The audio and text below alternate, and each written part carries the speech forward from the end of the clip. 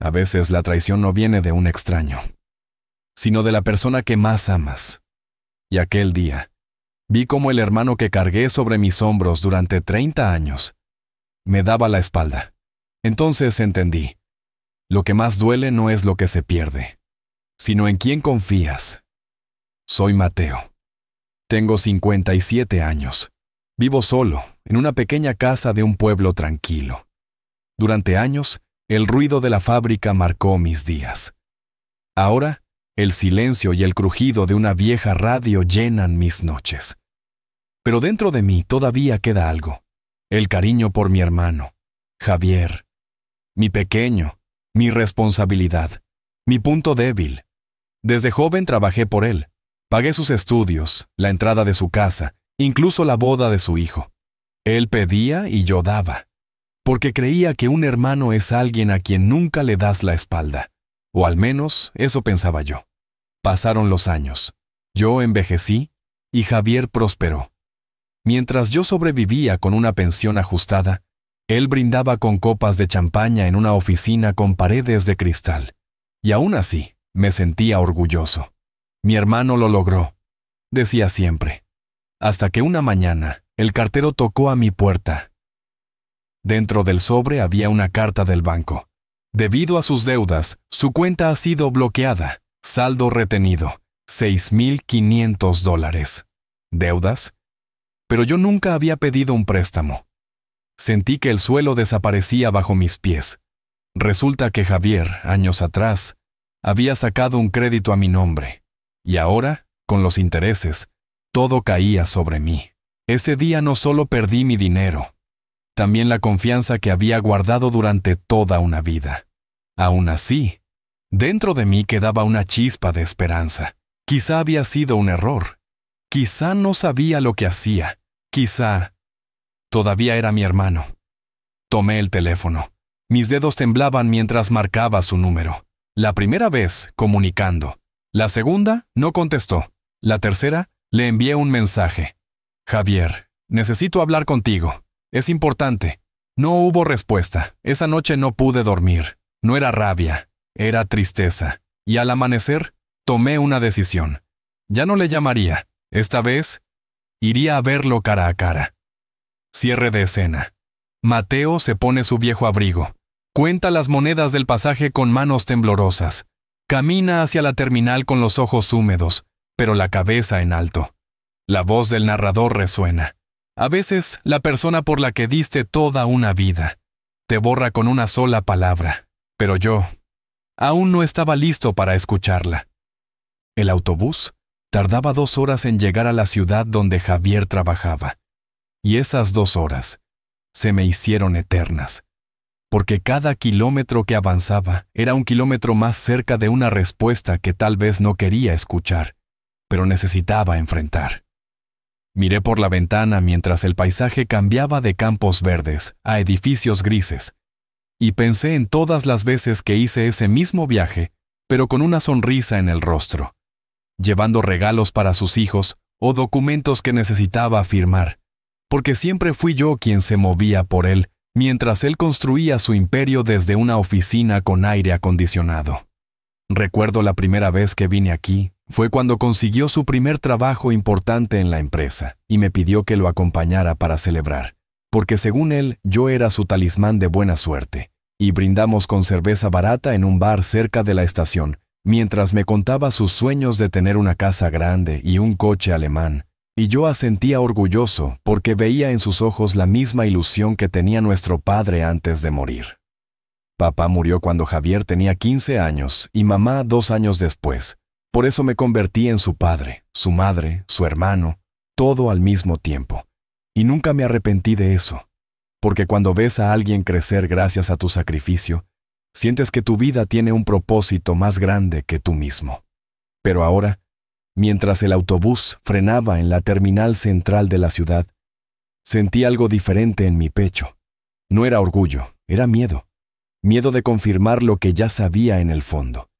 Que para Javier yo había dejado de ser su hermano para convertirme en un capítulo cerrado de su pasado. Un recordatorio incómodo de tiempos difíciles que prefería olvidar. Bajé del autobús con las piernas entumecidas y caminé por calles que antes me parecían llenas de vida, pero ahora se sentían hostiles y frías, como si la ciudad entera supiera que yo no pertenecía a ese mundo de trajes caros y restaurantes elegantes. La oficina de Javier estaba en el piso 12 de un edificio de vidrio que reflejaba el sol de la tarde, y cuando entré al lobby, sentí que todas las miradas se posaban sobre mí, porque mi ropa vieja y mis zapatos gastados no encajaban con el mármol pulido y las plantas decorativas que parecían salidas de una revista. Me acerqué al mostrador de recepción, donde una mujer joven con el cabello perfectamente peinado y una sonrisa profesional me preguntó en un tono amable pero distante si tenía una cita, y yo respondí con la voz más firme que pude reunir, que no necesitaba cita porque era el hermano de Javier Morales, el gerente regional. Su sonrisa se congeló por un segundo, apenas perceptible, pero yo lo noté, porque cuando has vivido siendo invisible, aprendes a leer esas microexpresiones, esos pequeños gestos que revelan lo que la gente realmente piensa de ti. Ella levantó el teléfono y marcó una extensión mientras yo esperaba de pie, con las manos en los bolsillos, tratando de no parecer tan fuera de lugar como me sentía. Y después de unos segundos de conversación en voz baja, colgó y me dijo con esa misma sonrisa entrenada que el señor Morales estaba en una reunión muy importante y que no podía atenderme en ese momento. Le dije que esperaría y ella asintió señalando unos sillones de cuero en la esquina del lobby, donde me senté sintiendo que cada minuto que pasaba era una pequeña humillación, porque los empleados que entraban y salían me miraban de reojo como preguntándose qué hacía alguien como yo en un lugar como ese. Pasó media hora, luego una hora, y finalmente, cuando ya estaba considerando irme, vi a Javier salir del elevador, acompañado de dos hombres con trajes impecables y corbatas de seda, riendo de algo que uno de ellos acababa de decir, y mi corazón dio un salto porque, a pesar de todo, a pesar del dolor y la decepción, seguía siendo mi hermano pequeño. Me puse de pie y lo llamé con una voz que sonó más débil de lo que hubiera querido, y él se detuvo en seco. Su risa se apagó como una vela. Y por un segundo, solo un segundo, vi algo en sus ojos que podría haber sido pánico o vergüenza, pero desapareció tan rápido que pensé que lo había imaginado. Se acercó a mí con pasos medidos mientras sus acompañantes se quedaban atrás, observando la escena con curiosidad, y cuando estuvo lo suficientemente cerca para que solo yo pudiera escucharlo, dijo en un tono bajo y cortante: ¿Qué haces aquí, Mateo? No me preguntó cómo estaba, no me saludó con un abrazo como solía hacer. Simplemente me miró como si fuera un problema que necesitaba resolver rápidamente. Y yo sentí que algo dentro de mí se rompía. Pero aún así mantuve la calma, y le dije que necesitaba hablar con él sobre el préstamo que había sacado a mi nombre hace años, y que ahora el banco me estaba quitando todo. Su rostro se endureció aún más, y miró rápidamente hacia atrás donde sus colegas seguían esperando, y luego me agarró del brazo con más fuerza de la necesaria, y me guió hacia un rincón alejado del lobby, mientras decía en voz baja pero llena de irritación, que este no era el lugar ni el momento para hablar de eso. Le dije que había intentado llamarlo durante días, que le había enviado mensajes, que necesitaba su ayuda porque no tenía más dinero para pagar mis medicinas. Y él me interrumpió diciendo que estaba muy ocupado, que tenía responsabilidades importantes y que no podía simplemente dejar todo para resolver mis problemas. Mis problemas, dijo, como si las deudas que él había creado a mi nombre fueran algo que yo había provocado, y sentí que la rabia empezaba a hervir en mi pecho, pero la contuve, porque todavía tenía la esperanza de que en algún lugar profundo de su corazón quedara algo del niño que una vez me abrazó llorando cuando mamá murió y me prometió que siempre estaríamos juntos. Le pregunté si podíamos al menos hablar en su oficina en privado, y él negó con la cabeza diciendo que tenía una junta en 10 minutos y que no podía atrasarse, pero que me llamaría más tarde para resolver esto. Y yo supe en ese momento que era una mentira, porque había escuchado esa promesa antes muchas veces y nunca se cumplía. Entonces, hice algo que no había planeado hacer. Saqué el papel del banco de mi bolsillo, el que mostraba la deuda y el embargo de mi cuenta, y se lo mostré diciéndole que necesitaba que me explicara por qué había hecho esto, por qué había usado mi nombre sin mi permiso. Y él ni siquiera miró el papel, solo suspiró con impaciencia y dijo que ya hablaríamos de eso después. Pero yo no me moví. Le dije que no me iría hasta que me diera una respuesta, una explicación, lo que fuera, porque había gastado mis últimos centavos en el pasaje de autobús para venir hasta aquí, y merecía al menos eso. Y fue entonces cuando pasó algo que nunca olvidaré.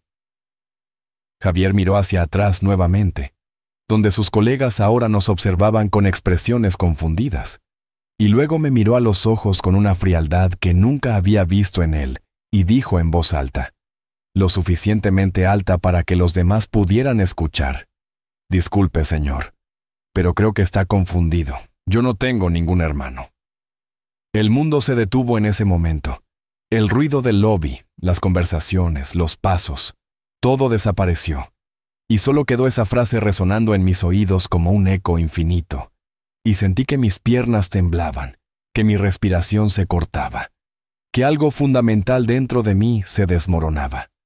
Uno de sus colegas se acercó preguntando si había algún problema, si necesitaban llamar a seguridad, y Javier, con esa misma voz calmada y profesional, dijo que no, que simplemente era un malentendido, que probablemente yo estaba confundido o necesitaba ayuda, y que la recepcionista se encargaría de orientarme hacia la salida.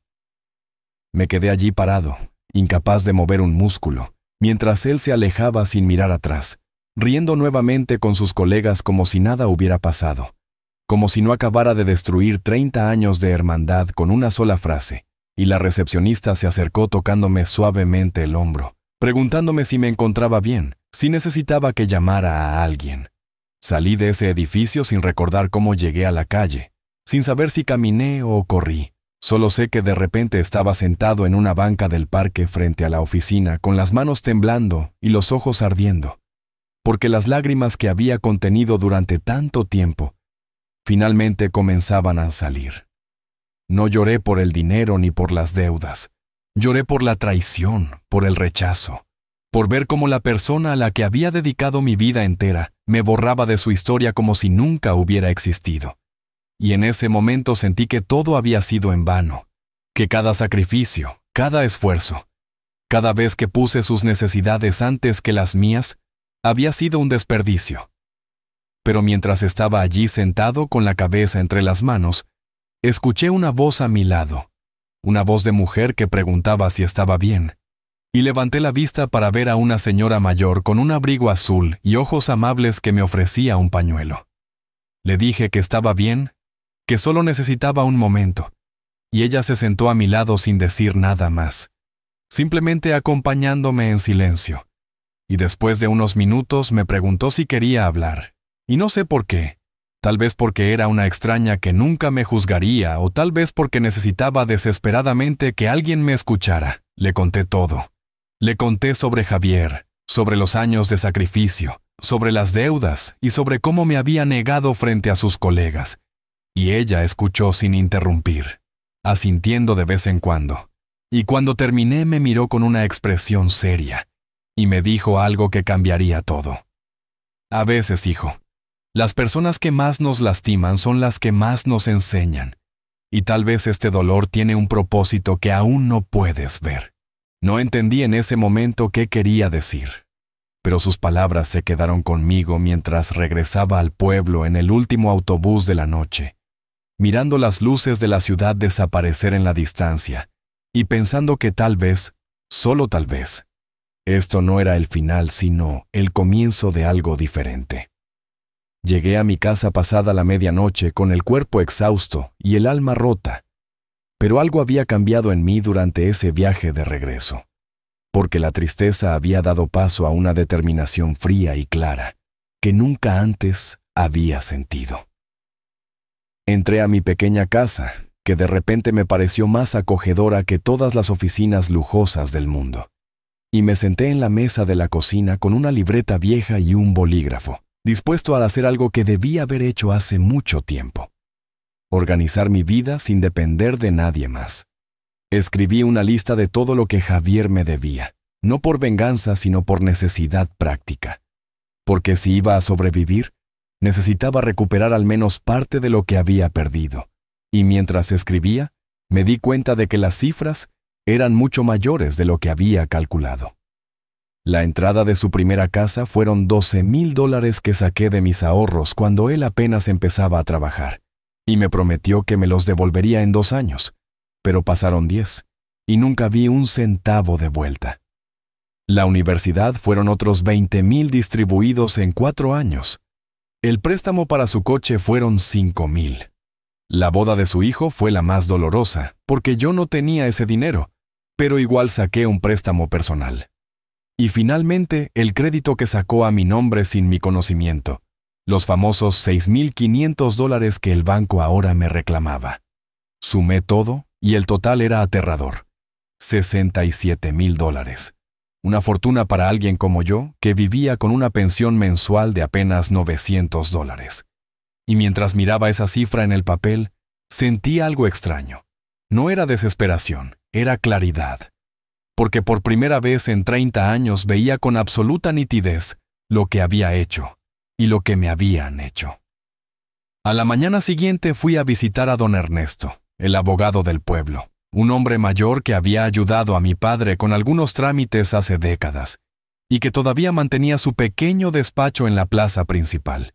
Le mostré todos los documentos, las transferencias bancarias, los recibos de los préstamos que había guardado meticulosamente durante años, sin saber que algún día los necesitaría para defenderme de mi propio hermano, y don Ernesto los revisó con atención, ajustándose los lentes cada tanto mientras hacía anotaciones en un cuaderno.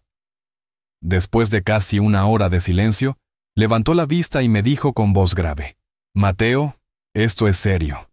Tu hermano cometió fraude al sacar un crédito a tu nombre, y además te debe una cantidad considerable de dinero que puede ser demandada legalmente.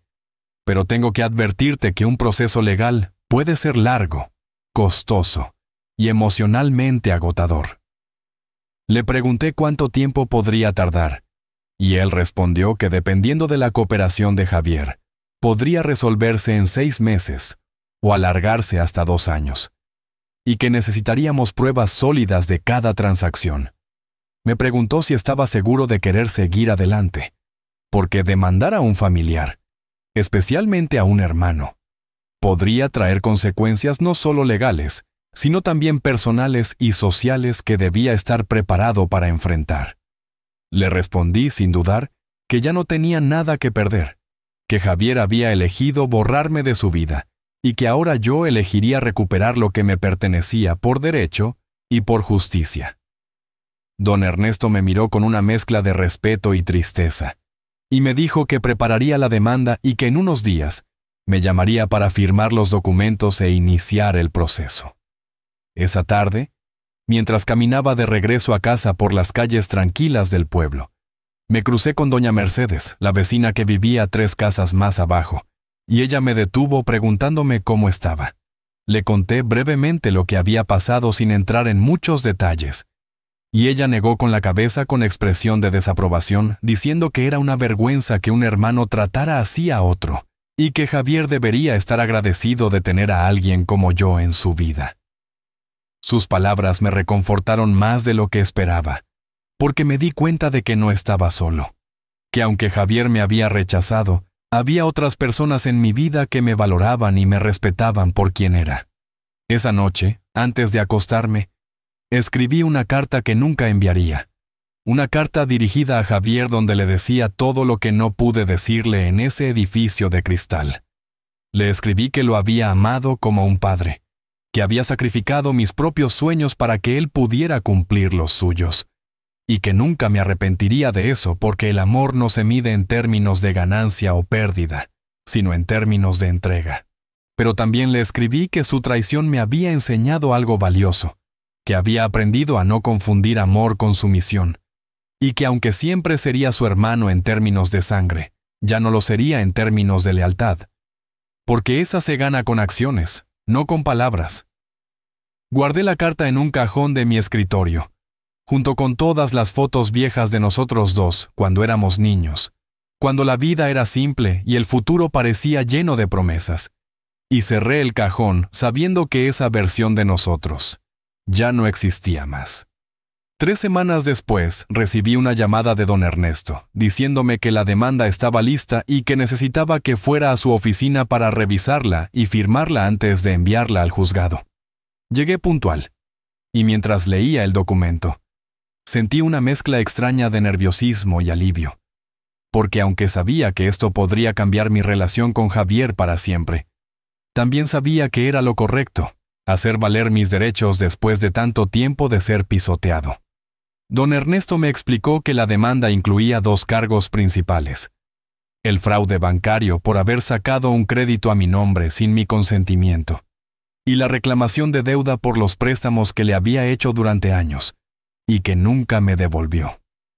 Firmé los papeles con mano temblorosa, y don Ernesto me aseguró que todo estaría bien, que la justicia, aunque lenta, eventualmente llegaría.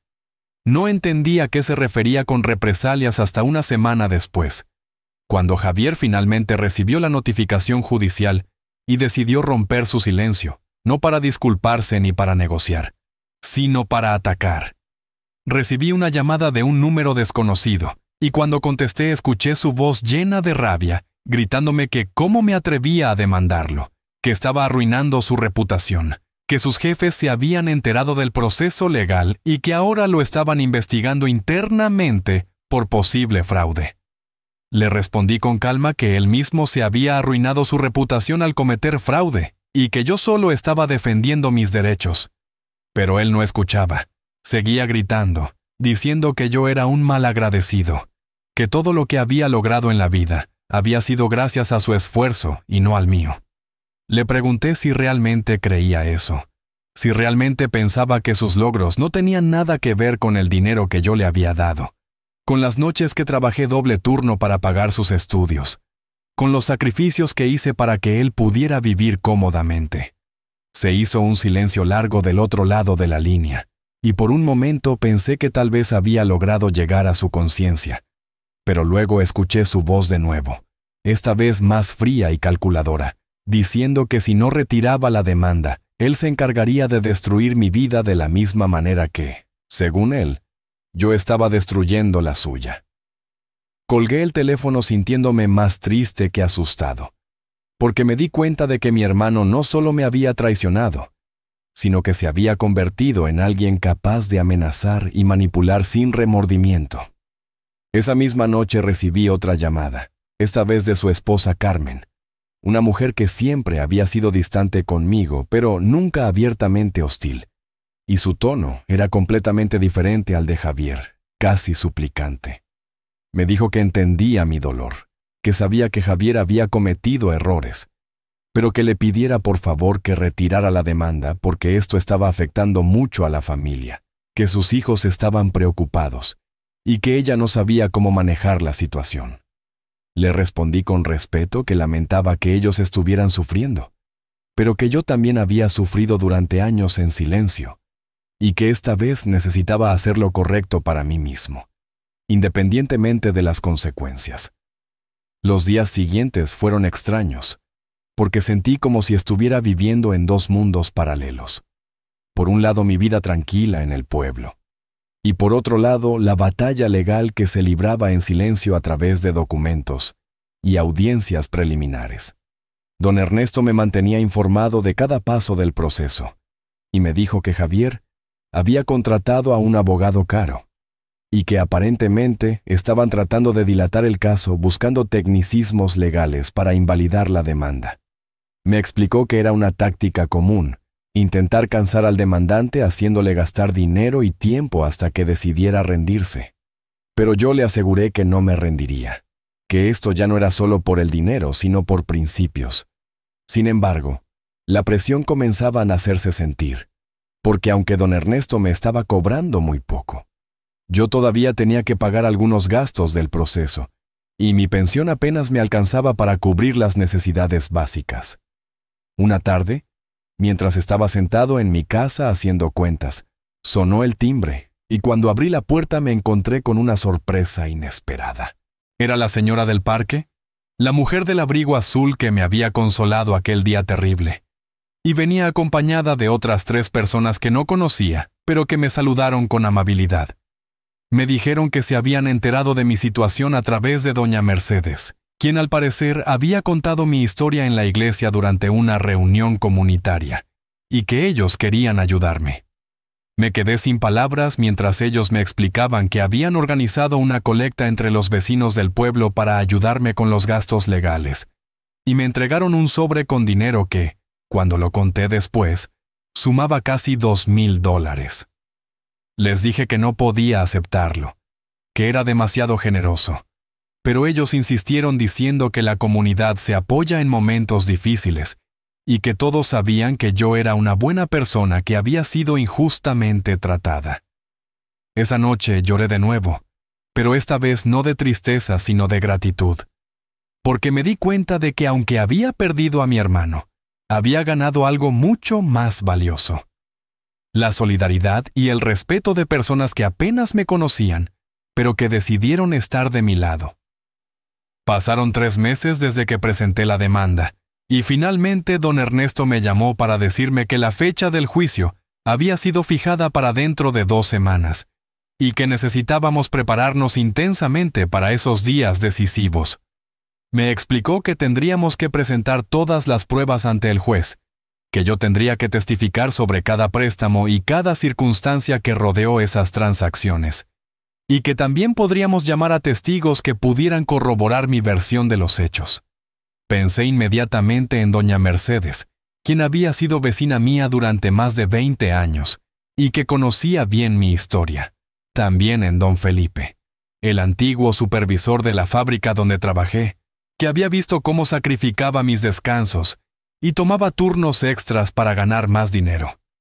Hablé con ambos, y sin dudarlo aceptaron testificar a mi favor, diciendo que sería un honor ayudarme porque sabían que yo era un hombre honesto y trabajador que no merecía lo que me estaba pasando. Llegó el día del juicio, y me levanté antes del amanecer con el estómago revuelto de nervios. Me puse mi mejor traje, el mismo que había usado para la boda del hijo de Javier años atrás, y salí de casa con tiempo suficiente para llegar temprano al juzgado. Cuando entré a la sala vi que Javier ya estaba allí, sentado junto a su abogado, un hombre de unos 50 años con un traje gris impecable y una expresión de absoluta confianza que me hizo sentir pequeño e insignificante.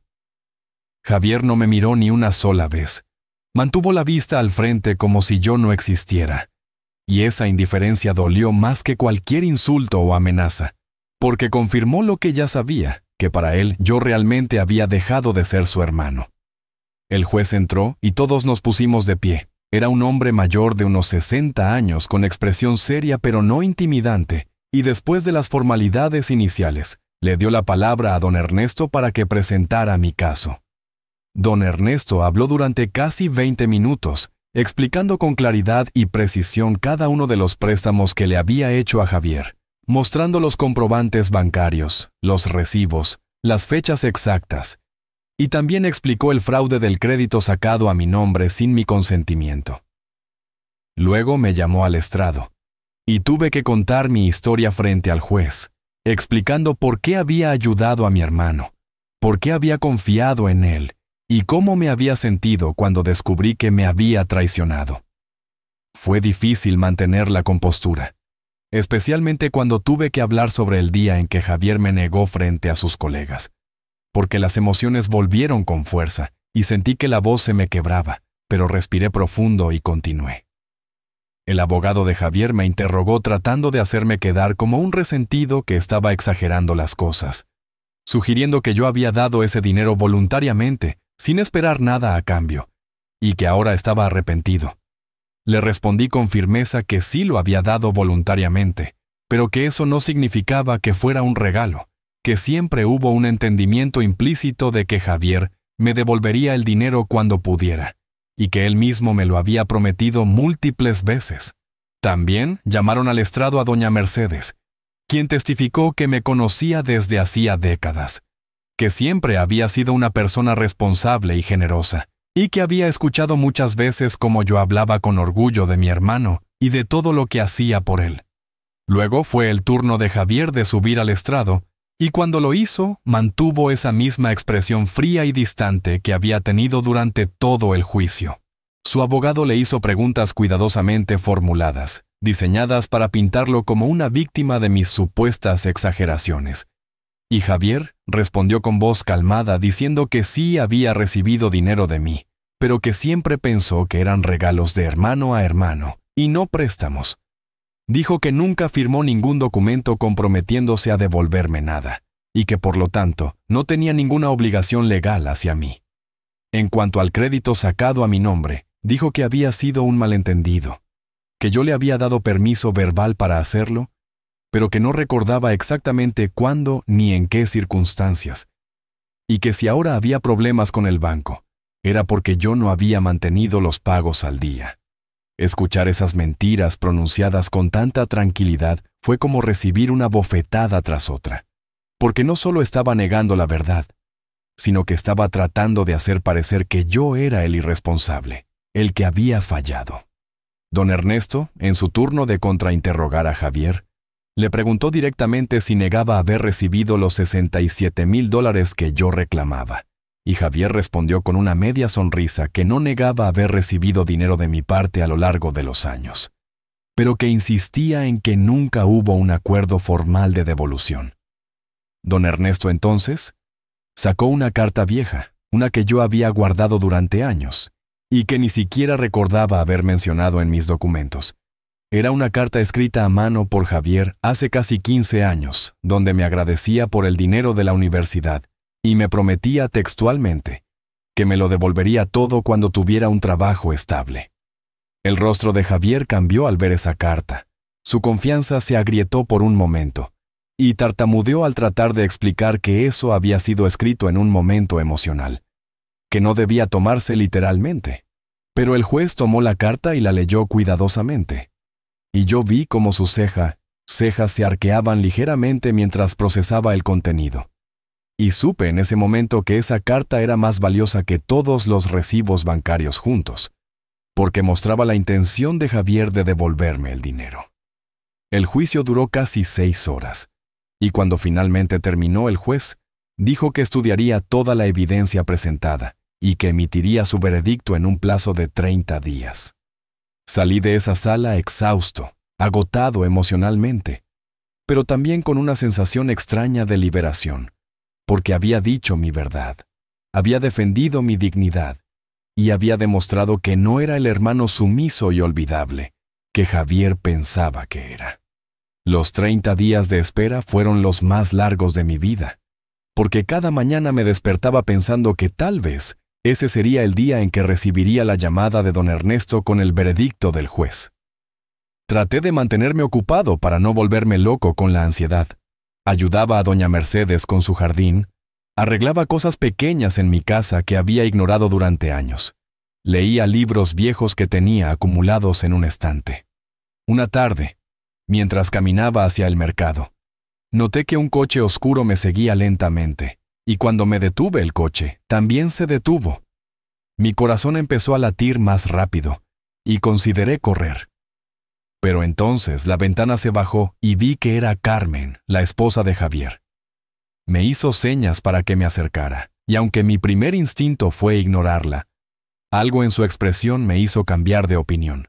Me acerqué cautelosamente, y ella me pidió que subiera al coche, que necesitaba hablar conmigo. Subí al coche y ella condujo hasta un parque alejado del centro del pueblo, donde estacionó bajo la sombra de un árbol grande y apagó el motor. Se quedó callada por un momento con las manos en el volante, mirando al frente, y luego dijo sin voltear a verme: «No vine a pedirte que retires la demanda, vine a pedirte perdón». Sus palabras me tomaron completamente por sorpresa, y no supe qué decir, así que simplemente esperé a que continuara.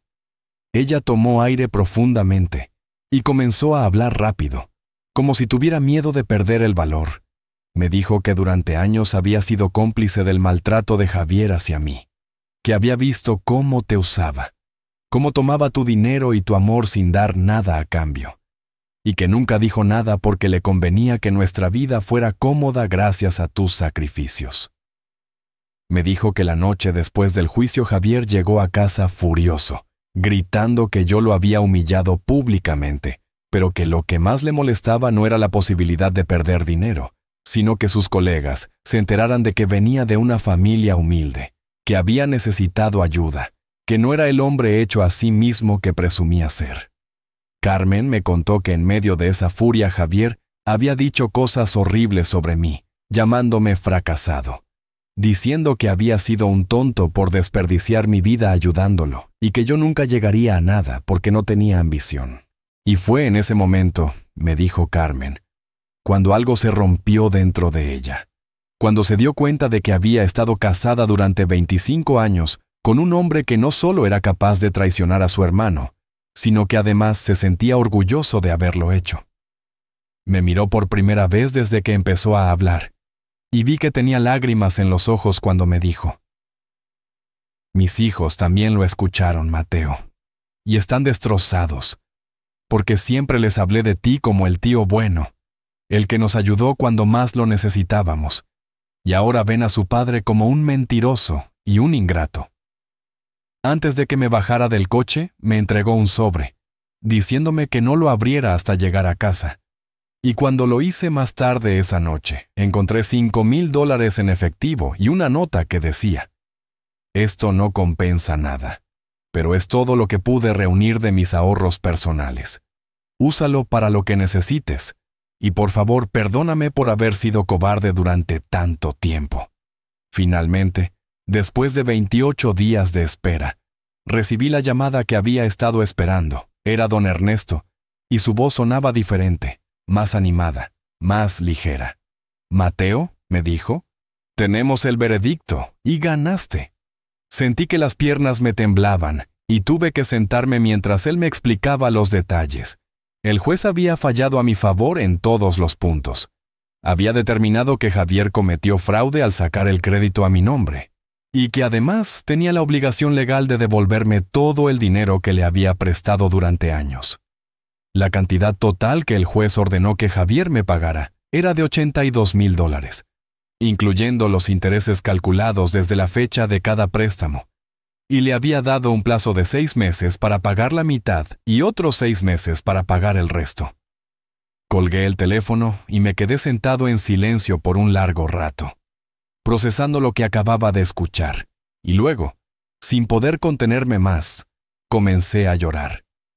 Pero esta vez eran lágrimas de alivio, de justicia, de victoria. No era solo por el dinero, aunque ciertamente me vendría bien, sino por el hecho de que alguien, una autoridad imparcial, había escuchado mi historia, había visto mi sufrimiento y había dicho: «Tienes razón, fuiste tratado injustamente y mereces reparación». 2 días después del veredicto, recibí una llamada de un número que reconocí inmediatamente. Era el teléfono de la oficina de Javier. Contesté esperando escuchar su voz llena de rabia, pero en cambio era su secretaria, y su tono era completamente diferente ahora, respetuoso, casi tímido, y me dijo que el señor Morales había solicitado reunirse conmigo para discutir el veredicto y los términos de pago. Le dije que no, que si Javier quería hablar conmigo tendría que venir al pueblo, porque yo ya no iba a hacer el viaje a su mundo de cristal y mentiras. 1 hora después, mi teléfono sonó nuevamente, y esta vez era Javier. Su voz sonaba cansada, derrotada, sin el rastro de arrogancia que siempre la había caracterizado.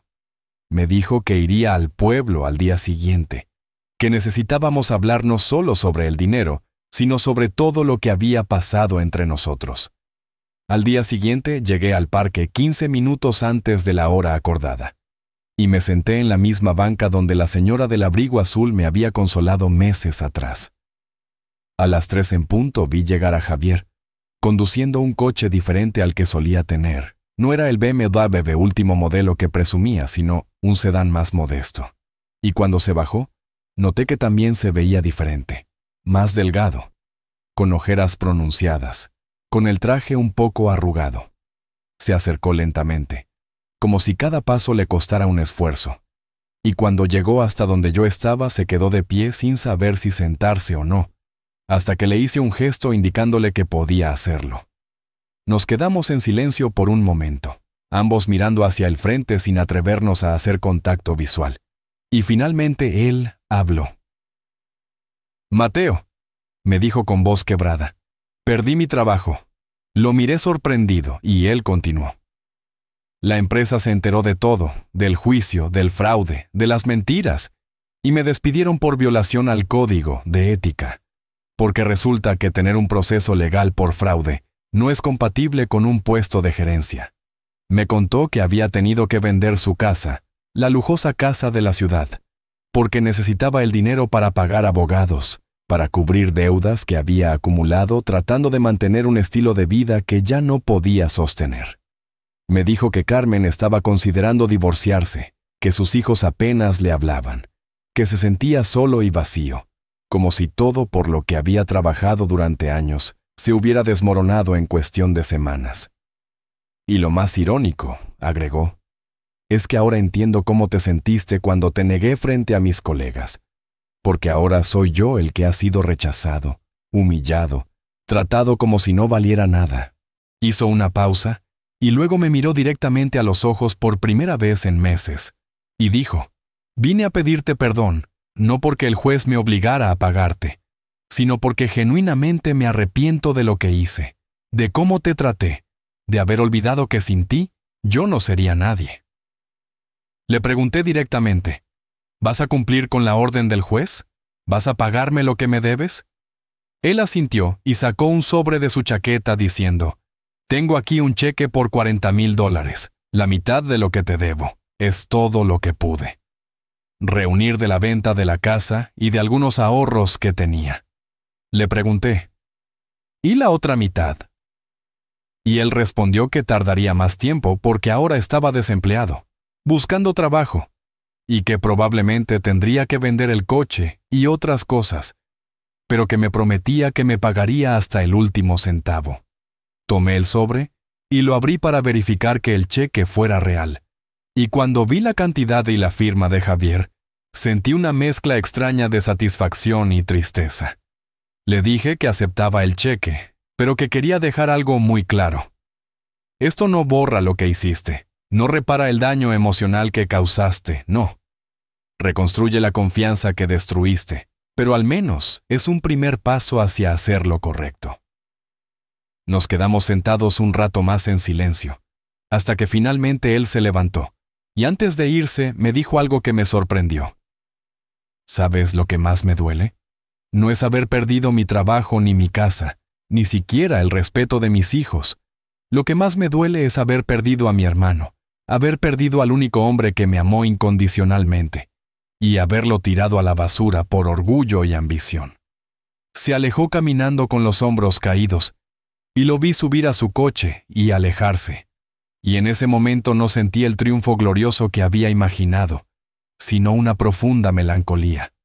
Porque había ganado la batalla legal, pero había perdido a mi hermano para siempre.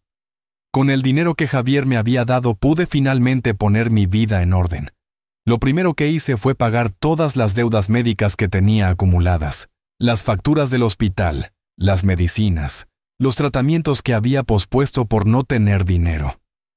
Luego fui al banco y negocié la liberación de mi cuenta que había estado bloqueada durante meses. Recuperé mis $6,500 originales más. Algunos intereses que el banco tuvo que devolverme por haber retenido el dinero injustamente. Le pagué a don Ernesto sus honorarios completos más un extra generoso, porque sin su ayuda yo nunca habría podido enfrentarme a Javier y ganar, y él trató de rechazar el extra, pero yo insistí diciéndole que se lo merecía por haber creído en mí cuando ni siquiera yo creía en mí mismo. También destiné una parte del dinero para doña Mercedes y otros vecinos que me habían ayudado durante los momentos más difíciles. Compré despensas para las familias que más lo necesitaban. Doné al fondo de la iglesia para reparaciones y organicé una comida comunitaria en el parque donde todos pudimos celebrar juntos. Los meses siguientes fueron extraños, porque por primera vez en décadas no tenía la carga mental de preocuparme por Javier, de preguntarme si necesitaba algo, de sentirme culpable si no le enviaba dinero regularmente. Me sentía más ligero, más libre, pero también había momentos de profunda soledad, porque aunque había ganado la batalla legal, había perdido la relación familiar que había definido gran parte de mi vida. Pasaron 6 meses desde el primer pago y llegó la fecha límite en la que Javier debía haberme pagado la segunda mitad, pero no recibí ninguna llamada, ningún mensaje, ningún cheque. Don Ernesto me preguntó si quería iniciar el proceso de embargo, pero yo dudé, porque aunque tenía todo el derecho legal de hacerlo, también sabía que Javier estaba en una situación difícil y que embargarlo podría hundirlo completamente. 2 semanas después recibí una visita inesperada. Eran los hijos de Javier, David y Laura, 2 jóvenes de 25 y 22 años respectivamente, a quienes yo había visto crecer pero con quienes nunca había tenido una relación cercana porque Javier los había mantenido alejados de mí. Vinieron a mi casa con expresiones nerviosas, y cuando los invité a pasar, se sentaron en mi pequeña sala, mirando alrededor con curiosidad, como si estuvieran descubriendo un lugar del que habían oído hablar, pero nunca habían visitado. David, el mayor, fue quien habló primero, diciéndome que venían en nombre de su padre, pero también por decisión propia, porque querían conocer mi versión de la historia completa, no la versión editada que Javier les había contado. Les preparé café y durante las siguientes 2 horas les conté todo, desde el principio, desde que eran pequeños y yo pagaba sus regalos de cumpleaños hasta el día en que su padre me negó en su oficina. Ellos escucharon en silencio, ocasionalmente intercambiando miradas de sorpresa o vergüenza, y cuando terminé Laura tenía lágrimas en los ojos. Ella me dijo: «Tío Mateo, nosotros no sabíamos nada de esto. Papá siempre nos dijo que te había ayudado a ti, que eras tú quien dependía de él, y no al revés». David agregó: «Cuando el juicio salió a la luz y empezamos a hacer preguntas, él se puso a la defensiva diciendo que tú estabas exagerando, que eras un resentido. Pero mamá nos contó la verdad, nos mostró documentos viejos, fotos, cartas, y nos dimos cuenta de que toda nuestra vida había sido una mentira». David entonces sacó un sobre de su mochila y me lo entregó diciendo: «Laura y yo hemos estado trabajando extra, hemos vendido algunas cosas, hemos ahorrado cada centavo, y queremos empezar a pagarte lo que papá te debe, aunque tome años». Abrí el sobre y había $10,000 en efectivo, una cantidad enorme para 2 jóvenes que apenas comenzaban sus carreras profesionales. Les dije que no podía aceptarlo, que ellos no eran responsables de las deudas de su padre, pero David insistió diciendo que sí lo eran moralmente, que habían vivido bien gracias a mi generosidad y que era su responsabilidad hacer las cosas bien. Laura añadió: «Además queremos recuperar la relación contigo, queremos que seas parte de nuestras vidas, no como el tío olvidado del que papá nunca habla, sino como el hombre que realmente eres, alguien que vale la pena conocer y amar». Sus palabras me conmovieron tanto que no pude contener las lágrimas, porque me di cuenta de que aunque había perdido a mi hermano, había ganado algo inesperado: el respeto y el cariño de la siguiente generación. Acepté el dinero, no porque lo necesitara urgentemente, sino porque entendí que para ellos era importante hacer ese gesto, que era su manera de romper con el legado de ingratitud que su padre había establecido. Desde ese día, David y Laura comenzaron a visitarme regularmente, me invitaban a comer, me presentaron a sus amigos, me contaban sobre sus vidas, sus sueños, sus problemas, y yo los escuchaba con el corazón lleno, porque finalmente tenía la familia que siempre había deseado, aunque no era exactamente la que había imaginado. Pasó un año completo desde el veredicto, y aunque Javier nunca completó el pago de los $82,000, yo decidí no proceder con el embargo, porque entre el primer pago que él me dio y lo que sus hijos me habían entregado, yo había recuperado aproximadamente $55,000, y eso era suficiente para mí.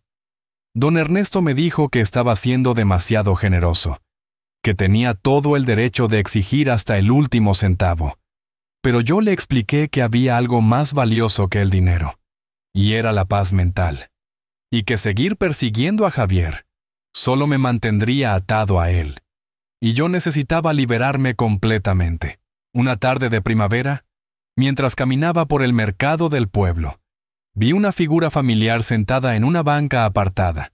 Era Javier, pero no el Javier arrogante y bien vestido que conocía, sino una versión disminuida de él, con ropa simple, mirada perdida y una bolsa de compras baratas a su lado. Dudé si acercarme o no, pero algo dentro de mí me empujó hacia él. Tal vez curiosidad, tal vez compasión, o tal vez simplemente la necesidad de cerrar un capítulo que seguía abierto. Me senté a su lado sin decir nada, y él me miró sorprendido primero. Luego con algo que parecía vergüenza mezclada con alivio. «Hola, Mateo», dijo con voz suave. «No esperaba verte aquí». Le respondí que yo vivía aquí, que este era mi pueblo, mi hogar, y que él era el visitante. Él asintió y me contó que había conseguido un trabajo modesto en una tienda de la ciudad cercana, que había alquilado un pequeño apartamento, y que estaba tratando de reconstruir su vida desde cero. Me dijo que Carmen había decidido finalmente divorciarse, que se había quedado con la custodia emocional de los hijos, aunque ellos ya eran adultos, y que él veía a David y Laura ocasionalmente, pero que la relación era tensa porque ellos le habían dejado claro que no aprobarían su comportamiento pasado. Le pregunté cómo se sentía viviendo así, sin lujos, sin reconocimiento, sin el estatus que tanto había valorado. Él se rió amargamente y dijo, «Es irónico, ¿verdad? Pasé 30 años construyendo una imagen de éxito pisoteando a las personas que me amaban, y al final lo perdí todo en cuestión de meses. ¿Y sabes qué es lo peor? Que ahora que no tengo nada me doy cuenta de que lo único real que tuve en mi vida fuiste tú». Sus palabras me llegaron profundo, pero no me ablandaron completamente, porque las palabras sin acciones sostenidas en el tiempo significan poco. Le dije que me alegraba de que finalmente estuviera entendiendo lo que realmente importa en la vida, pero que ese entendimiento llegó demasiado tarde para salvar nuestra relación. Él se quedó pensando largo rato, y luego respondió con honestidad brutal. «No lo sé, Mateo. Me gustaría pensar que sí, pero la verdad es que la ambición, la necesidad de ser alguien importante, me consumió durante tanto tiempo que no sé si hubiera sido capaz de elegir diferente hasta que fue demasiado tarde». Aprecié su honestidad, porque al menos en ese momento estaba siendo real conmigo y consigo mismo. Le dije que respetaba su sinceridad, pero que eso no cambiaba el hecho de que nuestros caminos se habían separado definitivamente, que yo había construido una nueva vida con nuevas relaciones basadas en respeto mutuo, y que no tenía espacio para alguien que solo valoraba a las personas cuando las necesitaba. Nos quedamos sentados en silencio por unos minutos más, hasta que finalmente él se levantó y me extendió la mano para despedirse. Tomé su mano, no con el calor de un hermano, pero tampoco con la frialdad de un enemigo, sino con la neutralidad de dos personas que alguna vez significaron todo el uno para el otro, pero que ahora simplemente compartían un pasado. Antes de irse me dijo una última cosa. «Mateo, no sé si esto significa algo para ti, pero quiero que sepas que aunque lo arruiné todo, nunca dejé de ser tu hermano en mi corazón, y que llevaré esta culpa conmigo hasta el día en que muera». Le respondí, «Javier, ser hermano no es algo que se lleva en el corazón como un sentimiento cómodo. Ser hermano se demuestra con acciones, con presencia, con lealtad. Y tú elegiste otra cosa. Yo te deseo lo mejor en tu vida, pero ya no formas parte de la mía». Él asintió, aceptando finalmente la realidad de lo que había perdido, y se alejó caminando lentamente sin mirar atrás, y yo me quedé allí sentado, sintiendo algo extraño. No era felicidad ni tristeza, era simplemente cierre. Los años siguientes fueron los mejores de mi vida.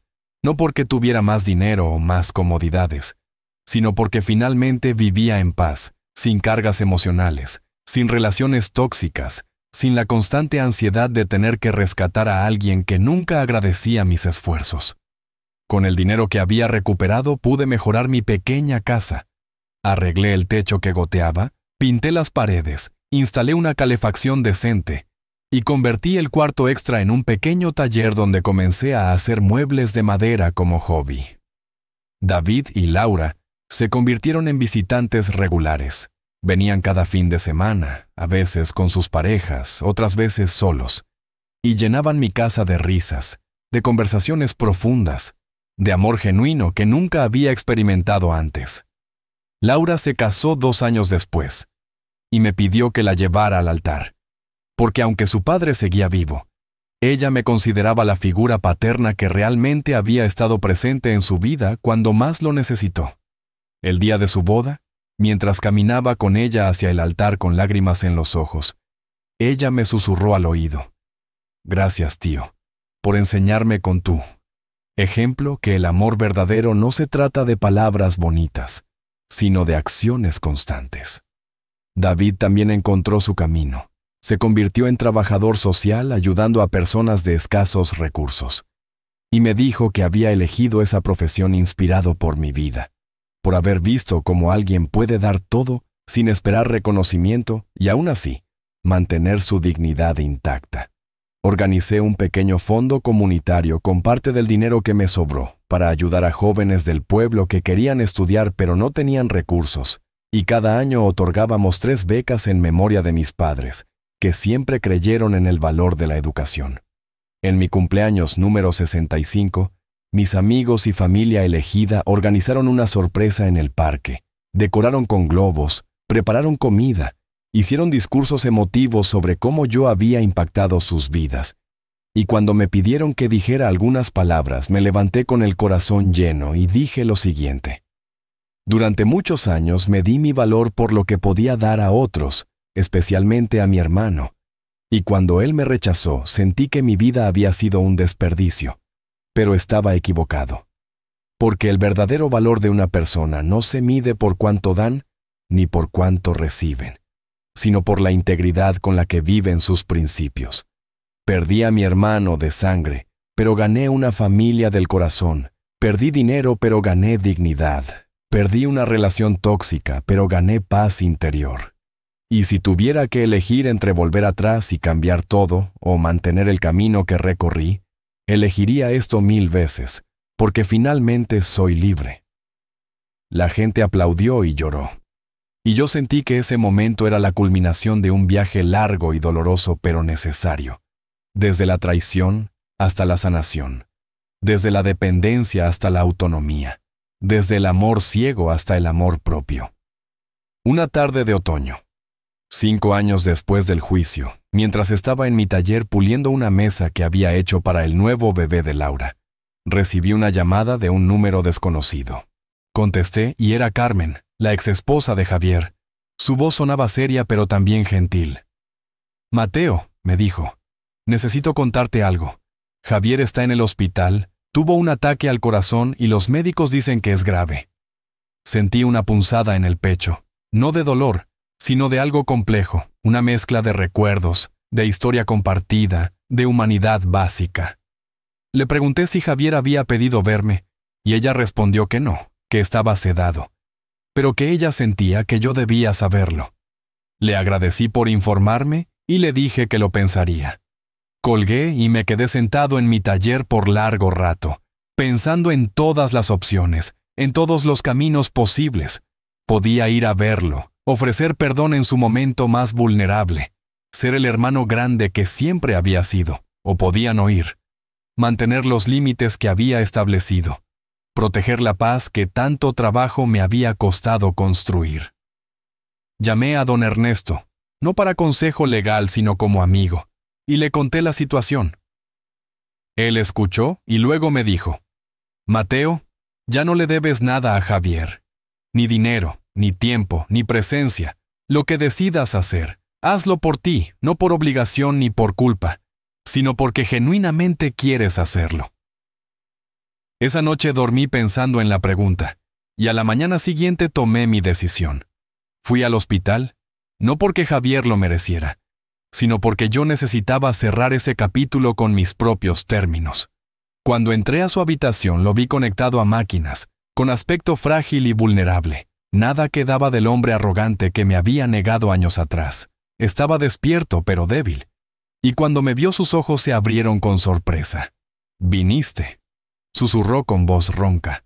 Me senté en la silla junto a su cama y dije, vine, pero no porque te deba algo ni porque espere que esto cambie lo que pasó entre nosotros. Vine, porque necesitaba mirarte a los ojos una última vez y decirte que aunque me hiciste mucho daño, finalmente te agradezco.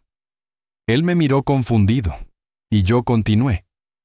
Te agradezco porque tu traición me obligó a despertar, me obligó a valorarme, me obligó a construir límites y a descubrir que mi vida no dependía de ser necesitado por ti, sino de ser respetado por las personas correctas.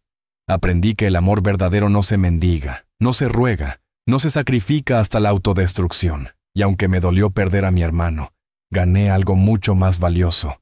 Me gané a mí mismo.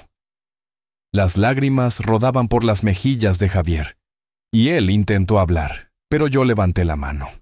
No necesito que digas nada. Ya no necesito disculpas ni explicaciones ni promesas. Lo que necesitaba era decirte esto para poder cerrar este capítulo completamente y seguir adelante sin resentimiento, pero también sin la ilusión de que algún día volveremos a ser lo que fuimos. Me levanté para irme, pero antes de salir me volví y dije una última cosa. Espero que uses el tiempo que te quede para ser mejor, no conmigo porque ese barco ya zarpó, sino contigo mismo y con las personas que todavía te dan una oportunidad. Salí de esa habitación y del hospital sintiendo que un peso enorme se levantaba de mis hombros.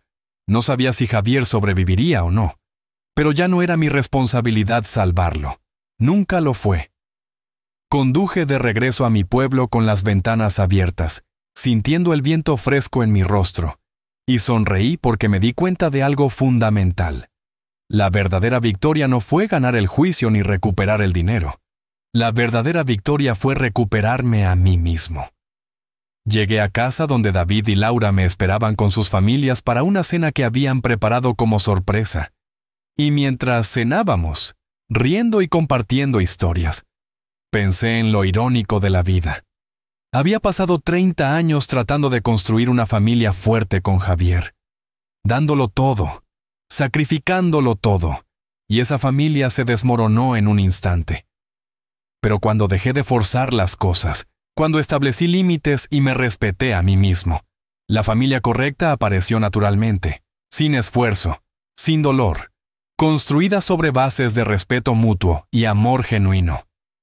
Esa noche, antes de dormir, escribí en mi diario algo que quería recordar siempre.